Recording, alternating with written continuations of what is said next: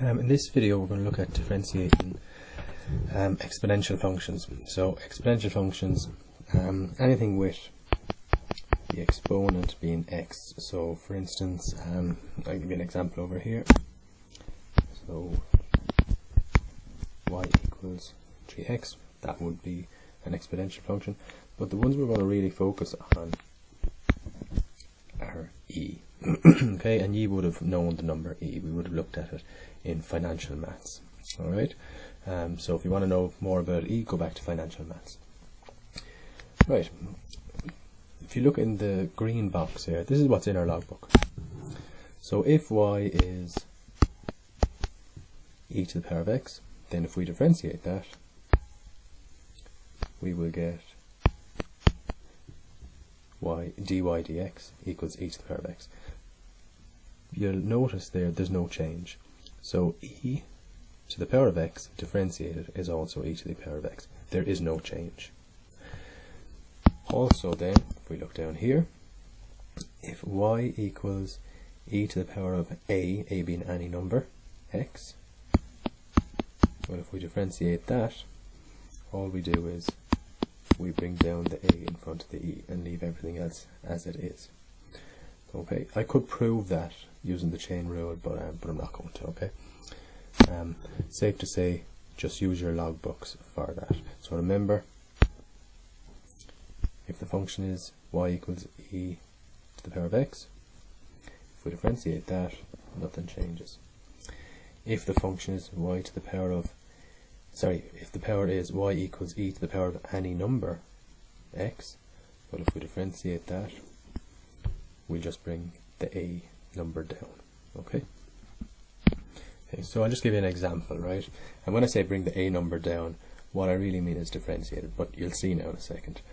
Right, let's just take y equals e to the power of 10x. Right, well, what I do is I leave my e to the power of 10x, and then I multiply that by the exponent part differentiated, and the exponent part differentiated is 10, okay, because 10x differentiated is just 10, so we'll multiply that by 10. So if I was to simplify that, then I would get 10 e to the power of 10x. So really what I'm doing is, it's kind of like a chain rule, or it is a chain rule. I'm taking the whole function, and then I'm taking the exponent, and I'm differentiating that, and I'm multiplying then the e part by the exponent differentiated. So let's go just through that again.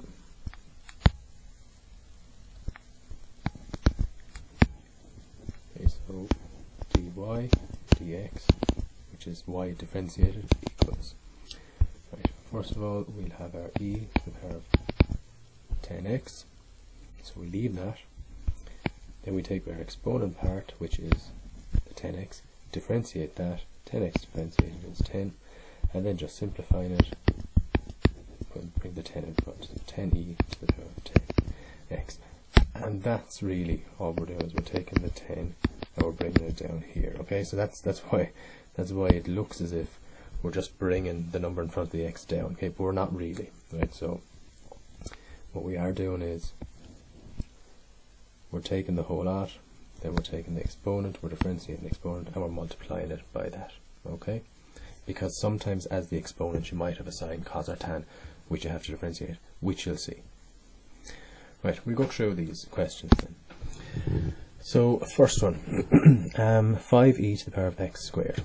Right, well, if I want to differentiate that, dy dx equals 5e to the power of x squared, and then I multiply that by the exponent part differentiated, and x squared differentiated is 2x.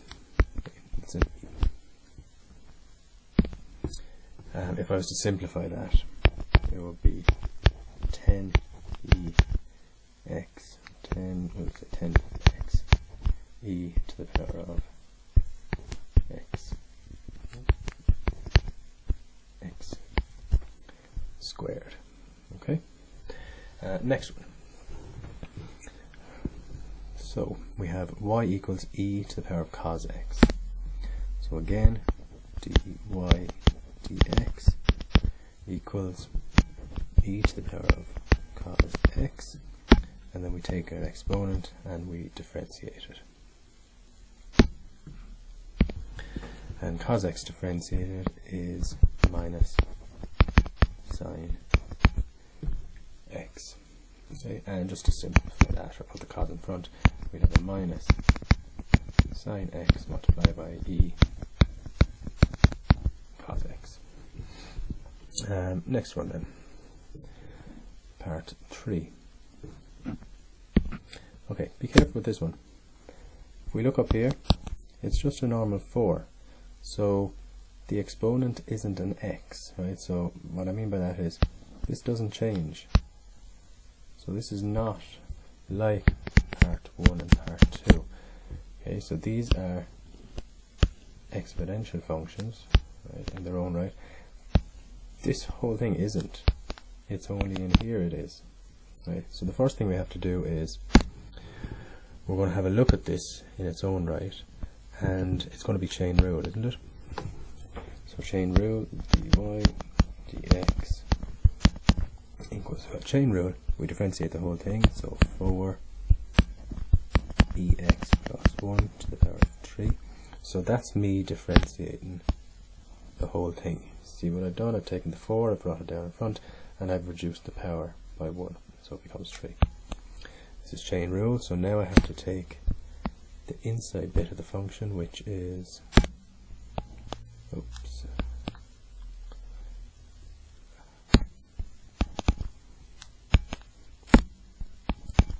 the inside bit of the function, which is all of this, and I have to differentiate that. So e to the power of x differentiated is just e to the power of x, and 1 differentiated is nothing. So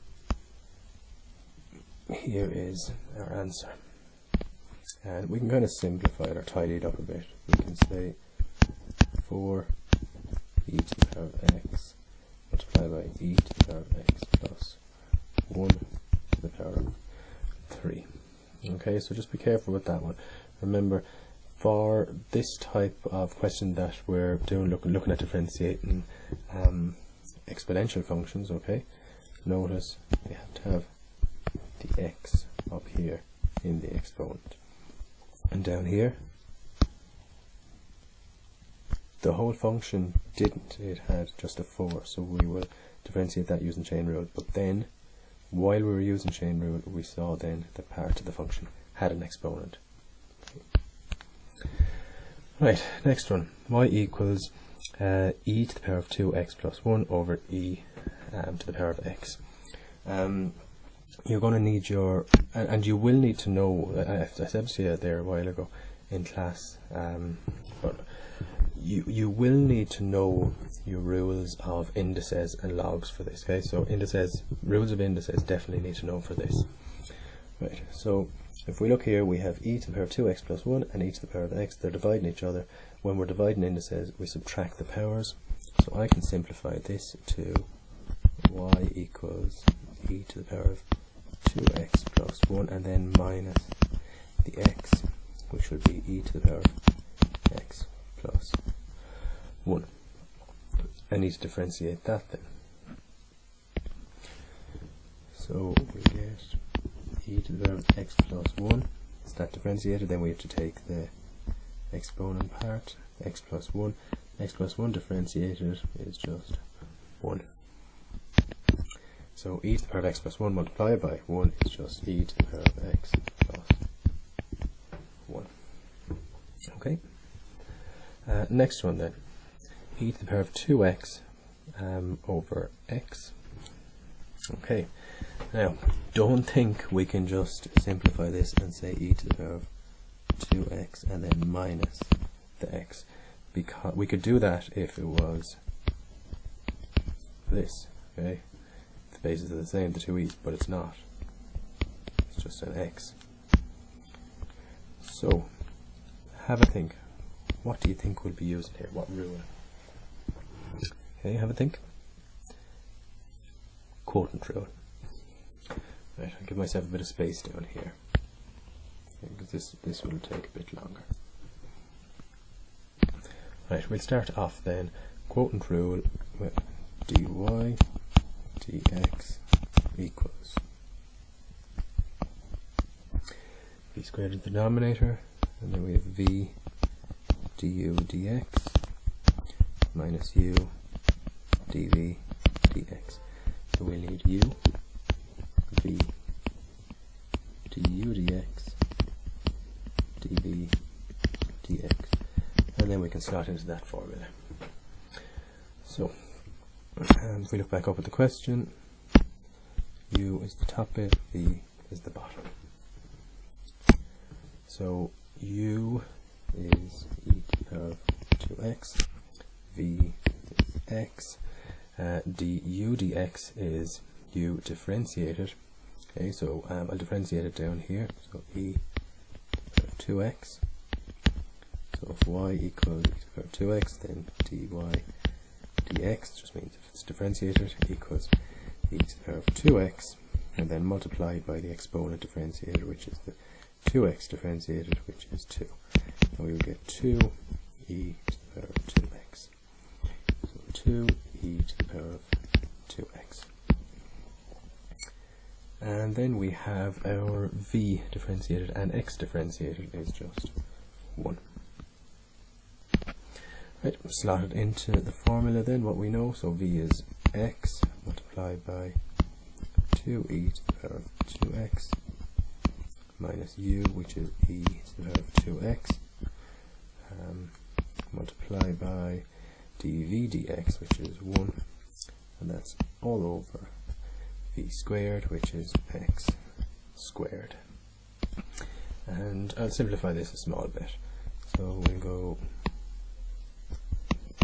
x squared x multiplied by 2e to the power of 2x minus e to the power of 2x.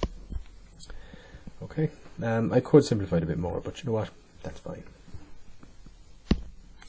Okay, last question there. Just give myself a bit of room.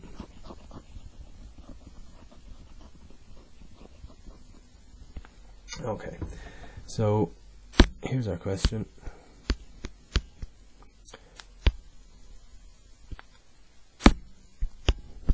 We have e to the power of 2x multiplied by cos 2x. Right. Notice that we have two functions really multiplying each other together. We will divide it here. We have our e to the 2x, and we have our cos 2x.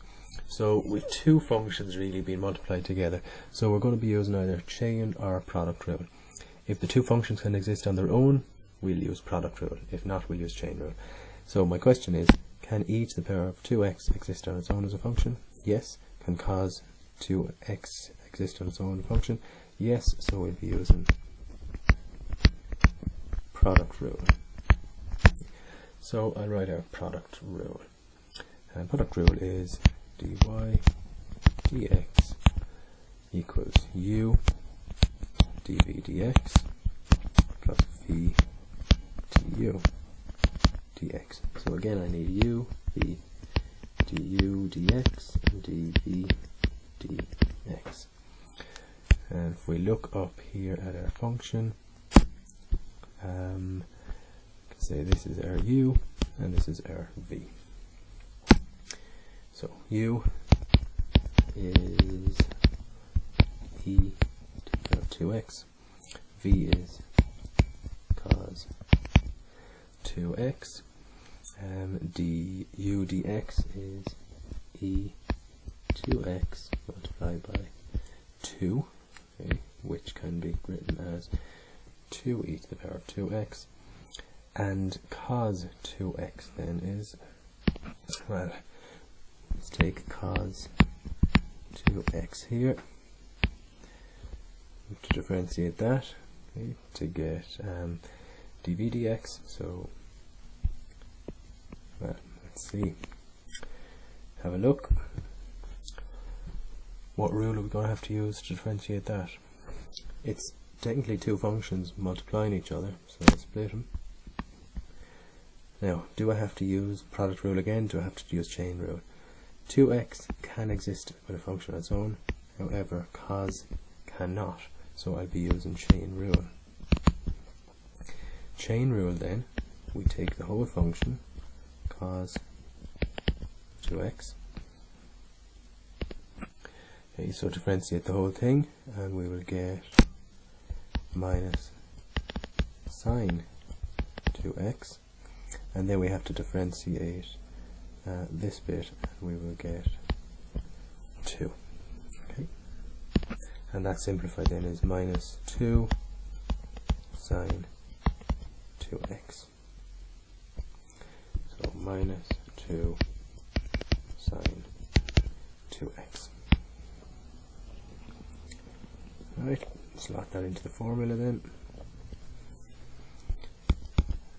U is e of 2x multiplied by dv dx minus 2 sine 2x plus b cos 2x multiplied by du dx, which is 2e 2x. Now, so that's that done. Okay. They ask us then to find the value of dy dx at x equals pi over 8. Now, we could put in pi over 8 for everywhere we see x there, okay, and start working it out. It's going to be a mess though, and I don't know what your calculator even be able to comprehend it. Alright, so I'm just going to start simplifying this a bit first, right? So I'd have 2 sine 2x multiplied by e to the power of 2x. So I'm not after changing anything there. And then plus 2 cos 2x multiplied by e to the power of 2x. Okay, so I've just really brought the 2 up here. Yeah, factorized out the 2. Alright. Okay. So the next thing I'm going to do is I'm going to factorize out the 2e to the power of 2x, okay, because that's in both. So if I take 2e to the power of 2x out of the first bit, I'll be left with minus sine 2x, and if I take it out of the second bit, I'll be left with cos 2x. Okay, that's now as nice as I get it. So now I can slot in my, what is it, pi over 8. So 2 pi over 8 minus sine 2, and then pi over 8 again, plus cos 2 pi over 8. 2 pi over 8 is just pi over 4. Minus sine, again, pi over 4, plus cos pi over 4. Right, now you can start putting things in your calculator. So we have this. Minus sine pi over 4 will give you minus 1 over root 2. Plus cos pi over 4 will give you 1 over root 2. So that will give us 2e pi over 4 multiplied by minus 1 over root 2 plus 1 over root 2 is 0. So 2e to the power of pi over 4 multiplied by 0 is just 0 after all of that. Okay. Don't worry too much, okay, if you're not getting all that, right? That's tricky enough, okay? But be able to differentiate, and just know that after we differentiate, and so say if you got to here and then you put in your, what was it, x equals pi over 8, if you put in that for x, you'd be doing pretty well there, okay?